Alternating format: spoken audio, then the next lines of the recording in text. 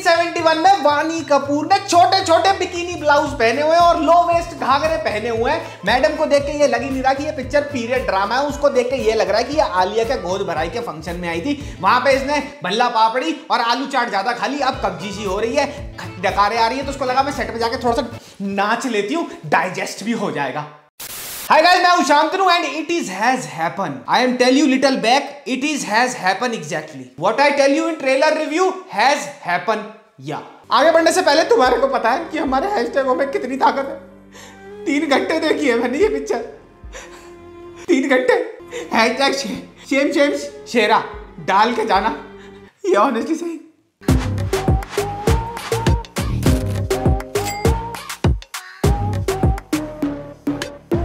So guys, finally one of the most exciting and anticipated films of this year, Thugs of Hindostan 2 release हो गई। क्या ये शमशेरा है ही नहीं ना, बिल्कुल नहीं है, नो। रणबीर कपूर का मम्मी कसम खिला लो, वो खुद रो पड़ेगा और बोल देगा भाई ये थग्स ऑफ हिंदुस्तान 2 ही है। तो भैया जब थग्स ऑफ हिंदुस्तान 2 का टीजर आया था तो लगा था ये पिक्चर होगी पिक्चरों की हायाबूसा। फिर आया इस पिक्चर का ट्रेलर जिसको देखने के बाद ये बात क्लियर हो गई कि ये हायाबूसा नहीं, ये टिकटॉक पे 6 रंग के बाल वाला और पेंसिल फिट जीन्स पहनने वाले लॉन्डो की केटीएम है। और पिक्चर देखने के बाद मैं आपको ये बात क्लियरली बता दूं कि ना ही ये हायाबूसा ना ही ये केटीएम, ये पिक्चर है होंडा एक्टिवा जिसके पीछे वाले टायर की हवा कम है, हॉर्न की आवाज पतली हो गई है, हेडलाइट में से 2 बल्बों में से 1 बल्ब फ्यूज है और साली रिजर्व पे चल रही है। I mean literally यार, it's painful to see a capable actor like Ranbir Kapoor fail once again at the hands of poor screenplay, lazy direction and extremely terrible storytelling। तो भैया शमशेरा की कहानी बेस्ड है इन द ईयर 1871, जहां पे शमशेरा एक डकैत है जो डकैत से कम अपनी पुअर मेकअप जॉब की वजह से हैरी पॉटर का हैग्रिड ज्यादा लगता है।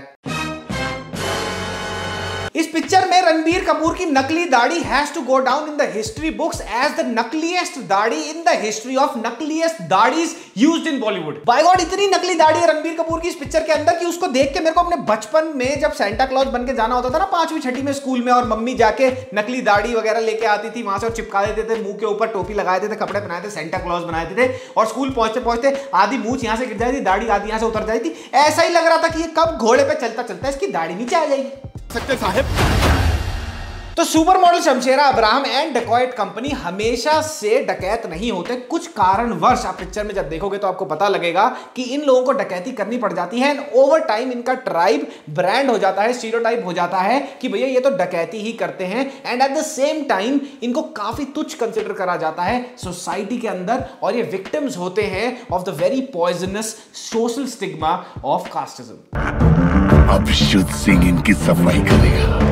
अब ये कास्टिज्म वाला जो सब्जेक्ट है वो बहुत पोटेंट है और अगर इसको ढंग से तमीज से लिखा जाए, स्क्रीन प्ले बड़ा अच्छा हो, इसकी स्टोरी टेलिंग बहुत अच्छी तरह से करी जाए तो भैया ये बहुत सारे इमोशंस इंसिनुएट कर सकता है ऑडियंस के अंदर। बट नहीं, ऐसा कुछ नहीं होता है पिक्चर में। ऑल्दो इन्होंने बहुत हार्ड ट्राई करा है कि भैया हाँ हम दिखाएं कि इतना पीट दिया उतना पीट दिया, लेकिन आपको कहीं भी इमोशनल अटैचमेंट होगी ही नहीं इस टॉपिक के पोर्ट्रेयल से through out the film. Despite of the fact कि संजय दत्त जो इस पिक्चर में विलन है और कास्टिज्म के फ्लैग है पिक्चर के अंदर, उनकी आउटस्टैंडिंग परफॉर्मेंस के बावजूद भी कहीं भी director has completely failed to make an emotional connect of the audiences with the whole portrayal of casteism in the film.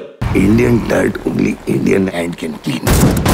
White hand get black sir. But यार इनकी भी कोई गलती नहीं है ना, इन बेचारों के पास टाइम ही नहीं था स्क्रीन पे और स्टोरी टेलिंग पर ध्यान देने का, क्योंकि कलर ग्रेडिंग भी तो पीली करनी है ना, पिक्चर को पूरा पीला पीला रंग देना है ताकि कूल लगे। और साथ ही साथ वानी कपूर को जो छोटी छोटी से बिल्लाउज पहनाए हैं, बिकिनी बिल्लाउज 1871 में, और लो वेस्ट घाघरे पहनाए हैं डिजाइनर, उन पे भी तो पैसा खर्चना है, वहां पे भी तो टाइम देना है, ध्यान देना है। और हर 10 मिनट के बाद पिक्चर में ना हर कोई ये बोलता है वो रहा शमशेरा, शमशेरा आ गया, शमशेरा ये करेगा, शमशेरा ही दही जमाएगा, शमशेरा ही मेरी बुआ बेहाएगा, शमशेरा ही भैंसे चराएगा। अबे हमें पता है ये शमशेरा, हम जुमानजी थोड़ी देख रहे हैं। ये नया शमशेरा कहां से लौट आया? और जब आपको लगने लगेगा कि पिक्चर में अच्छी तरह से कास्टिज्म को दिखाया जा रहा है, तभी वहीं पे ये मसाला पिक्चर बनाने के नाम पे स्ट्रीट के अचार जैसी पिक्चर के अंदर डाल देते हैं एज ओल्ड थका पिटा बॉलीवुड वाला लॉजिक स्टोरी में कि भैया बाप बहुत बड़ा ग्रेट आदमी था, कुछ करने निकला था अपने कबीले वालों के लिए, मारा गया बेचारा, और बेटा था उसका लंपट, उसे पता नहीं था कि बाप उसका दिग्गज है, बेंचो बेटे का कोई ध्यान नहीं है अपने बाप के फुटस्टेप्स पे चलने का,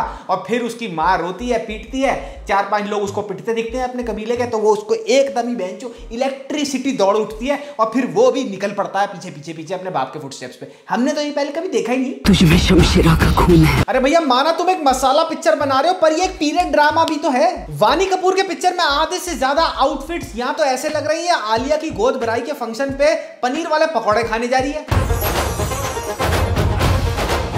और आधी पिक्चर में इसके आउटफिट ऐसे हैं कि ये अपना फिट चेक करके #ऊटिड करके डियर डोना, जो दिल्ली में नया क्लब खुला है ना, डियर डोना जा रही है और वहां जाके अपनी गर्ल नाइट आउट के बाहर ना ऐसे ऐसे सेल्फियां खींचेगी ऑफ शोल्डर। 1871 में इसको किसने कपड़े पहनाए हैं इस पिक्चर के अंदर? पागल हो गया, पक्का मरेगा तू। और भैया अगर 18वीं सेंचुरी में पिक्चर बेस्ड है तो ये तो कॉमन सेंस की बात है कि हिंदी बोलने का डायलेक्ट, हिंदी बोलने का तहजीब तरीका उस टाइम अलग होगा, बट नहीं, यहाँ पे वानी कपूर, ओए कहां जा रहा है, ओए तू पागल है, तू तो डकैत है, ओए अबे उस टाइम कौन ऐसे बोलता था? ऐसे दिल्ली की शादरा मेट्रो स्टेशन में हर छपरी लड़की ऐसे बोलती है अपने बॉयफ्रेंड को 6 बजे के बाद ऑफिस से तंग होके। पागल हो गया। पिक्चर में रणबीर की मां को 25 साल पहले 25 साल बाद दिखाया गया है और पूरे 25 साल के अंतराल में उनकी मां के सिर्फ 4 बाल सफेद होते हैं, बाकी उनका यौवन एकदम इंटैक्ट है। योगा करती होंगी यार, अनुलोम विलोम करती होंगी, भ्रामरी करती होंगी, योगा से ही होगा ये तो। रणबीर का पूरा कैरेक्टर 25 साल से एक ही काला पानी या प्रिजन फोर्ट में कैद होता है, वो वहीं पैदा हुआ होता है और वहीं बड़ा होता है, उसको बाहर की दुनिया से कोई लेना देना नहीं, उसको कभी देखा ही नहीं होता, but still he manages to escape और वो एक अंडर वाटर टनल से बाहर निकल आता है। एंड गेस व्हाट, सिंस ये एक मसाला पिक्चर है और गूस बम्प्स आ जाते हैं, गूस बम्प्स लोगों को इसको देख के, वो भाई साहब बाहर आता है, एक नदी के अंदर से निकलता है वो बाहर, और बाहर उसको पूरा तैयार एक घोड़ा मिलता है। आज तक उसने कभी घोड़े की सवारी नहीं करी, लेकिन उसको बाहर घोड़ा तैयार जंगल बियाबान में बाहर निकलते ही घोड़ा मिल जाता है, उसकी नली भी डली होती है, ऊपर सीट भी लगी होती है, घोड़ा करा आओ भाई साहब आपको कैंपटी फॉल दिखा लो, चले कुफरी घुमा लो, आ जाए। एक सीन में वानी कपूर को संजय दत्त जो विलन होता है वो धर के थपेड़ता है, धर के पीटता है उसको और उसको बांध देता है इससे, क्या बोलते हैं, खाट से, और मतलब तुम पिट के आई हो अभी, मतलब शक्ल से तो लगे कि तुम पिट के आई हो। भाई आई लाइनर पूरा इंटैक्ट ऑन फ्लीक है, मेकअप, और पिट के आने का क्या सिंबोलिज्म दिखाया है इन्होंने, यहाँ पे हल्का सा यहाँ पे केचप लगा दिया। वो डायरेक्टर ने बोला होगा कल आई थी ना जो पैटी आई थी उसकी प्लेट में सॉस रखी है, ये वानी अपना मुंह बंद रखी हो तू, और यहाँ पे ये लगा दो, बस है हो गया, पिट के आई है भाई। पिक्चर में वीएफएक्स और सीजीआई के कुछ शॉट्स हैं जो काफी ज्यादा कमेंडेबल है, काफी अच्छी तरह सीजीआई करा गया है, इंटेलिजेंटली सीजीआई करा गया है, बट देन अगेन वो ट्रेन वाला सीन जो ट्रेलर में भी था, भाई मैं तुम्हारे को बता रहा हूँ, बर्निंग ट्रेन आई थी ना जो सालों पहले, डेकेड्स पहले बर्निंग ट्रेन जो पिक्चर आई थी, उसमें ट्रेन रैक के सीन ज्यादा ऑथेंटिक होंगे इस गार्बेज से। I mean, इतना बुरा वीएफएक्स है वो, कुछ भी हो रहा है उसके अंदर यार। क्वीन का क्राउन चोरी करके ले जाता है एक नॉर्मल सा डकैत, मतलब कोई लॉजिक ही नहीं है उस सीन के अंदर, वो कहीं से भी आता है, पूरे घोड़ों पे बैठ के ट्रेन उड़ा दी भाई ने, भाई घोड़े भाग रहे हैं ट्रेन की स्पीड से, वो भाई स्पाइडरमैन की तरह कूद रहा है यहां से वहां से, क्वीन का क्राउन उठा के ले गया यार, क्वीन का ही तो क्राउन है तो क्या हुआ, नया ले लेगी क्वीन, है ना।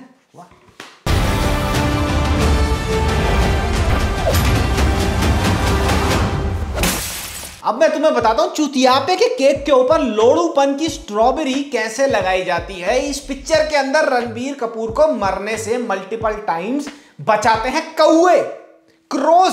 There is literally a scene जहां पे गोली जा रही होती है सीधा रणबीर कपूर को लगने, लेकिन उसको बचाने के लिए बीच में एक कौवा आ जाता है जो अपनी गुद्दी पे गोली खा लेता है। और क्यों आता है वो? क्योंकि बचपन में ये उसको दाना डाला करता था। हाँ वाओ,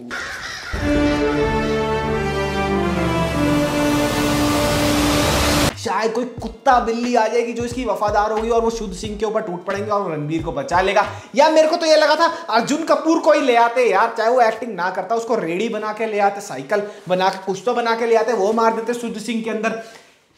कौवे आ जाते हैं भाई, कौवे आके बचा रहे हैं उसको, शुद्ध सिंह की भैया बुंड बाढ़ दी कौवों ने वहां पे। पिक्चर में एक्टिंग की बात करी जाए तो रणबीर कपूर ने आउटस्टैंडिंग परफॉर्मेंस दी है यार, 200% एफर्ट आपको दिखेगा कि उसको भी दिमाग में कहीं ना कहीं सबकॉन्शियसली चल रहा है मैं 4 साल के बाद आ रहा हूं, मेरी ये पहली रिलीज है 4 साल के बाद, it should reflect that I worked hard, and he definitely has worked hard. Ranbir के साथ साथ एक और आउटस्टैंडिंग परफॉर्मेंस है पिक्चर में और वो है संजू बाबा की। अगर तुम मेरे से पूछोगे कि भैया अधीरा वर्सेस शुद्ध सिंह, एनी डे शुद्ध सिंह, पर एक ही मेरे को कंप्लेंट कंप्लेंट है और वो ये है कि भैया उनको जबरदस्ती के जोक्स दिए गए थे। अगर वो जोक्स थोड़े से कम होते, कहीं कहीं जगह पे वो बिल्कुल एप्ट लग रहे हैं, सूटेड लग रहे हैं, पर कई जगहों पर यार वो एकदम ही आउट ऑफ प्लेस से लग रहे हैं। और वानी कपूर से एक्टिंग कराने को किसी ने बोला था भैया, उसको एक आइटम नंबर करा के वापस घर भी तो भेज सकते थे ना।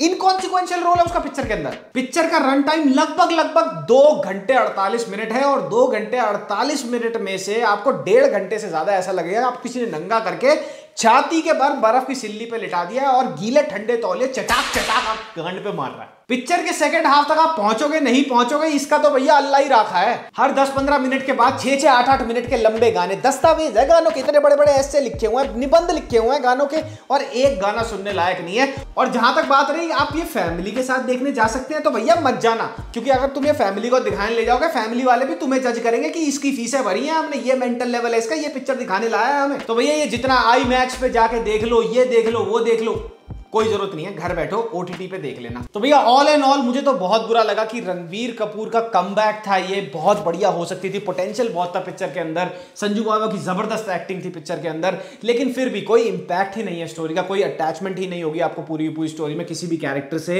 It's nothing, it's a snooze fest. अगर आप पिक्चर देखने जाओगे पहले ही हॉल खाली होंगे, जो भी बैठे होंगे वो भी भैया कितनी चुम्मा चाटी कर लेंगे, 3 घंटे की पिक्चर इतनी लंबी चुम्मा चाटी कौन करता है, वो भी चले जाएंगे। और इस हफ्ते मैं तुम्हारे को कोई 5 रिकमेंडेशन नहीं दूंगा, मैं तुम्हारे को सिर्फ एक रिकमेंडेशन दूंगा और वो है विक्रम। कमल हासन सर की ये पिक्चर है, OTT पे जैसे रिलीज हुई मैंने देखी और क्या पिक्चर है यार, मजा आ गया देख के। मैं ये नहीं कह रहा साउथ की है तो बढ़िया हो गया, बॉलीवुड टट्टी टट्टी होती है, लेकिन ये बहुत बढ़िया पिक्चर है, आप विक्रम देखो अच्छा लगेगा।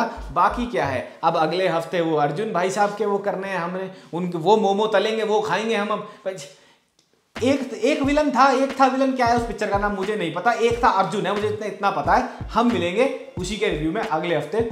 बाय बाय, मामा मियां लजानिया, गुड बाय।